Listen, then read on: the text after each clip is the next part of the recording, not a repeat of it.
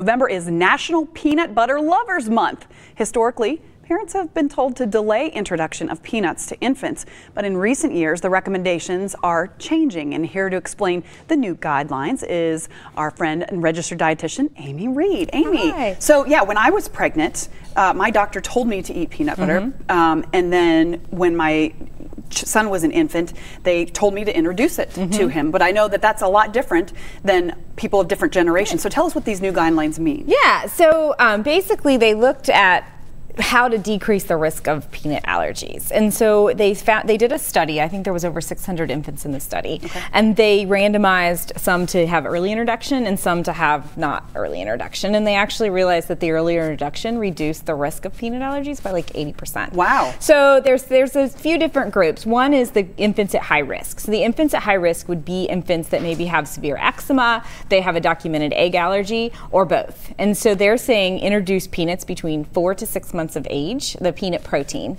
and that would be 2 grams 3 times a week. And so 2 grams 3 times a week, so I have a few different examples. One would be, this is an example, is 2 grams would be 2 teaspoons of peanut butter. Right, because you're not going to give an infant, obviously. No, you're not going to give them peanuts. And so this is a teaspoon to kind of compare. So 2 of these, 2 to 3 times a week. And then you could also use the peanut protein powder. Oh, I love this stuff. You could do that. So I'm going to have you mix something here. And so obviously a 4 to 6 month old isn't necessarily ready to like eat a solid food. So I'd take 2 teaspoons of the peanut protein powder. I love this. I think PB2 is the kind I use, yeah. But they have all different kinds now that make them. There's many different kinds. And then put that in a cup, and that would be about 2 grams of peanut protein. And then put 2 to 3 teaspoons of water in with it to kind of thin it out. And you probably want this a little thinner for the younger. I like mine a little thicker, but.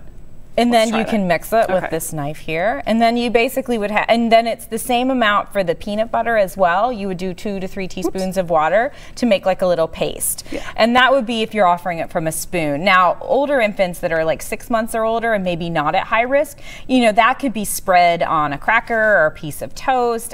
We have the peanut puffs over here. Yeah, I haven't seen these before. So you said these are called Bombas? Well, that's one of the brand names. It's a brand name, and so then there's various other brand names now coming out on the market, but they're basically like a cheese puff, but they are peanuts. And so there's some recommendations. So that's 21 peanut puffs, and that equals 2 grams of peanut protein. So that would be a reason why, if you're really trying to prevent the peanut allergy, like most 4-month-olds are not going to eat 21 puffs. So you can thin that out with water. I think they say like 4 to 6 tablespoons. You can also mix these things in with like infant fruits, baby foods.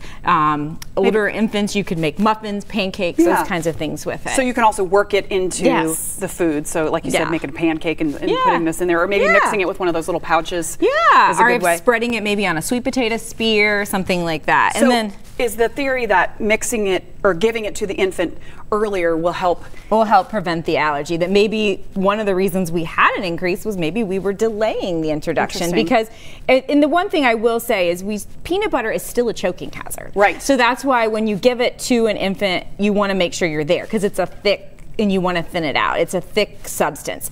The other thing is when you're introducing it for the first time, you want to make sure you're going to be able to monitor the infant for a couple of hours, looking for signs of any reaction.